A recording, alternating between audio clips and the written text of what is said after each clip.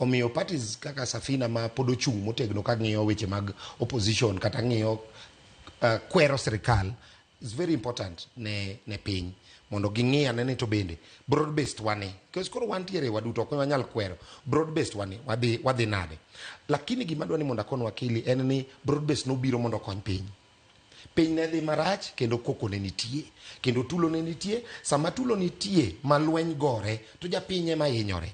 Omiyo Jakom nobiro mondo olos this kind of government. No ken mana mondo Jakom oyieng nyaka ne gini chakre kata ne wachak broad based ok wanyal wacho ni ne en mar pogo telo kata ni mondo ng'ata achiel ema mondo winj maber. En mondo Kenya obed stable. Ka osebedo stable kaeto koro wang'iya ne ere kaka dongruok nyalo biro.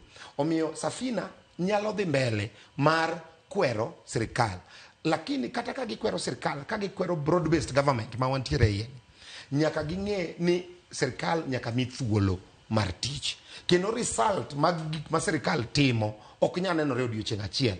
Gin gik mabiro nenore bang' mowach ni igni adek kata ariyo kata adek mabiro, kaeto koro wabiro ng'eyo to broad based ni ne chalo nade.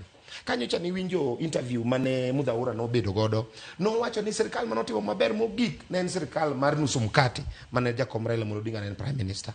Omiyo to gino inyalo mana neno bang'e ka